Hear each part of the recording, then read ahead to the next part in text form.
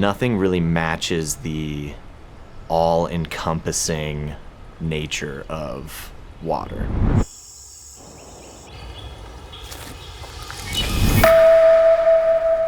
Kayaking is such a unique sport. You get to dive deep into canyons and go over waterfalls and like emulate the water and have these sensations.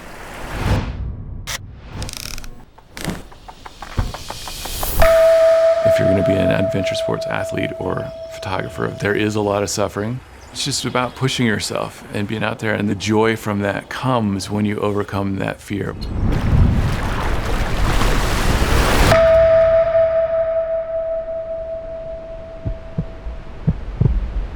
After I leave the last eddy, the point of no return, there's a point where I just snap to and then I'm just in it.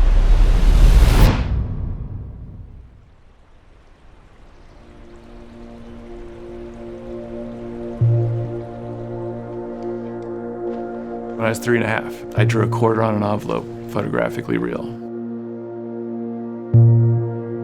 Showed it to my mom. She was like, "Nice tracing." And I looked up at her like, "Tracing? What are you talking about, tracing?" And she made me draw it again, and we realized I had this talent, that I could just draw things. From there on, I was in art classes. I mean, every type of art you can imagine, photography was one of those.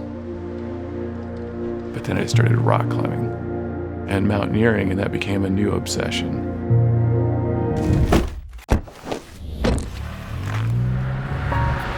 It was fun putting two passions together. It dawned on me that the adventure sports was what really got me excited. And that was the heart of my passion for photography, was the adventure.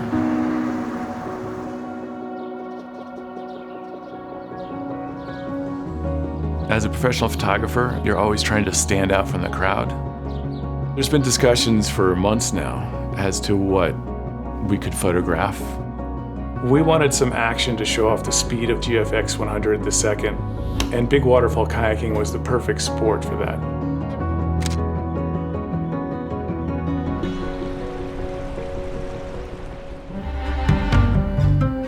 I always want to find the best people, especially when it's something that involves a lot of risk. James is the preeminent big waterfall kayaker in the world right now.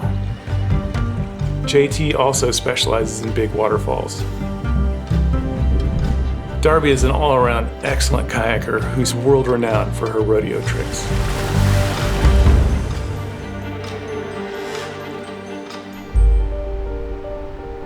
For this assignment, we chose Lower Mesa Falls because it's a gorgeous waterfall and gives the kayakers a pretty epic playground to interact with.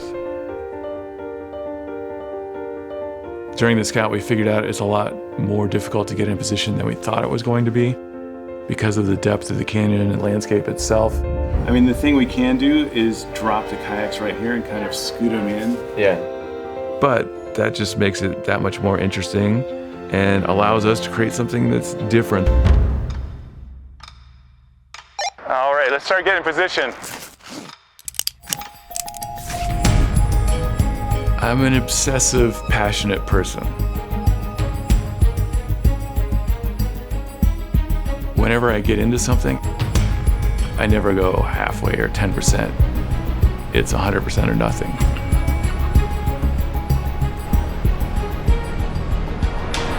For a lot of my work, the pressure is really high because it might only happen once, and it might only last a second or two. So you have to get it. There's no second chance.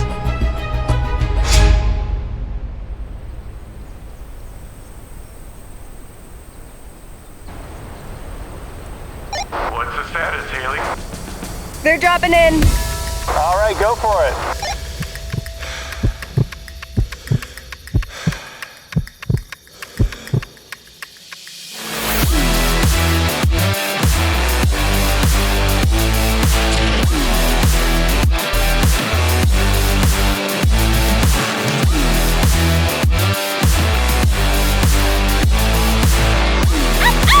Oh, she did it awesome. Woo!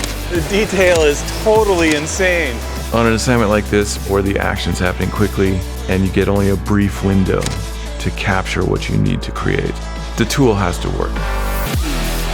It has to be fast, it has to react. For a large format camera that has a 102 megapixel sensor at 8 frames a second, that's pretty groundbreaking. Oh man, the new face detection is killer. As soon as I saw the kayaker come into frame, I knew I could press the shutter release and didn't have any worries about the buffer running out. Wow, that's gonna be a pretty cool sequence right there.